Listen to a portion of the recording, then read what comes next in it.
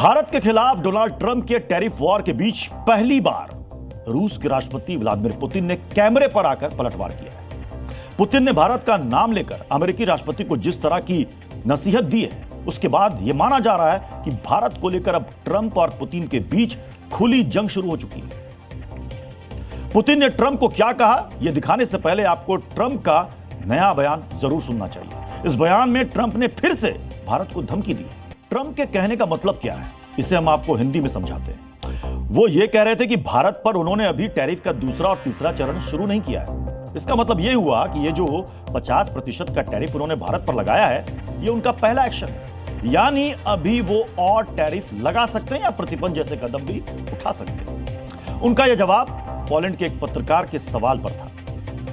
Poland के पत्रकार ने पूछा था कि आपने पुतिन से नाराजगी तो दिखाई, लेकिन रूस पर कोई कार्रवाई क्यों नहीं की। इस सवाल के जवाब में वो भारत की बात कर रहे थे और भारत पर 50% टैरिफ लगाए जाने को रूस के खिलाफ कार्रवाई बता रहे थे। उस पत्रकार के सवाल से ट्रंप इतना ज्यादा बौखला गए कि उन्होंने उस पत्रकार से यहां तक कह दिया कि अगर आपको यह लगता है कि मैंने कोई एक्शन नहीं लिया तो आपको अपनी नौकरी बदल लेनी चाहिए। ट्रंप का यह रिएक्शन बता रहा है कि वो इस समय फ्रस्ट्रेशन के किस लेवल तक पहुंच चुके हैं। जिस झल्लाहट के साथ ट्रंप ने भारत पर टैरिफ का दूसरा और तीसरा चरण लगाने का दावा किया है, वो साफ इशारा देता है कि एससीओ के मंच पर जिस गर्मजोशी से चीन और रूस ने भारत का साथ देने का वादा किया, उसने ट्रंप को अंदर तक हिलाकर रख दिया। ट्रंप ने सोचा था कि टैरिफ को हथियार बनाकर वो दुनिया के बड़े देशों को ब्लैकमेल करेंगे, लेकिन एससीओ में हुई मुलाकात ने ट्रंप के सारे प्लान पर पानी फेर दिया। ट्रंप ने भारत पर निशाना साधा तो जवाब मिला सीधे रूस से, और जवाब देने वाले कोई और नहीं बल्कि खुद पुतिन थे। पुतिन ने ट्रंप की दादागिरी को कैमरे पर आकर चैलेंज किया। आज से पहले पुतिन को किसी सार्वजनिक मंच से भारत को लेकर अमेरिका को इतने सख्त लहजे में बयान देते नहीं देखा गया। पुतिन ने सीधे शब्दों में नसीहत दी है कि भारत और चीन जैसे देशों को डराया धमकाया नहीं जा सकता। पुतिन ने ट्रंप को यह बताने की कोशिश की है कि भारत और चीन बड़े देश हैं और उनके साथ इस तरह से पेश आना अपने लिए मुश्किलें पैदा करने वाला है। पुतिन ने न सिर्फ भारत को धमकी का विरोध किया, बल्कि ट्रंप की चेतावनी के विपरीत जाकर भारत के साथ तेल के व्यापार को और मजबूत करने का फैसला किया है। भारत और रूस के बीच तेल की यह नई डील समझने के लिए आपको अमेरिकी अखबार की रिपोर्ट को बेहद गौर से देखना चाहिए। इस रिपोर्ट में दावा किया गया है कि रूस ने भारत को भेजे जाने वाले तेल पर नए डिस्काउंट का ऐलान किया है। अगस्त के आखिरी हफ्ते तक रूस से आने वाले तेल पर $2.5 प्रति बैरल तक का डिस्काउंट था, जिसे अब बढ़ाकर $4 प्रति बैरल कर दिया गया है। यह नई छूट सितंबर और अक्टूबर में खरीदे जाने वाले तेल पर लागू होगी। फिलहाल रूस से भारत रोजाना 17 लाख बैरल लेता है। अगर रूस से मिले नए डिस्काउंट से गुणा किया जाए तो भारत को तकरीबन 600 करोड़ रुपए का फायदा होगा।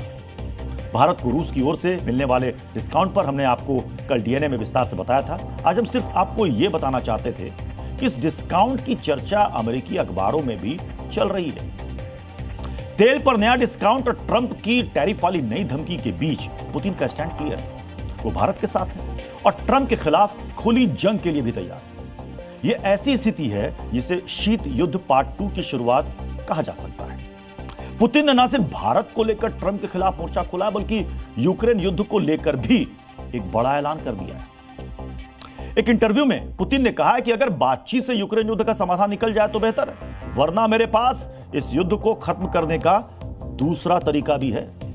रूस जब चाहे तब अपनी ताकत के बलबूते यूक्रेन युद्ध को पूरी तरह से खत्म कर सकता है।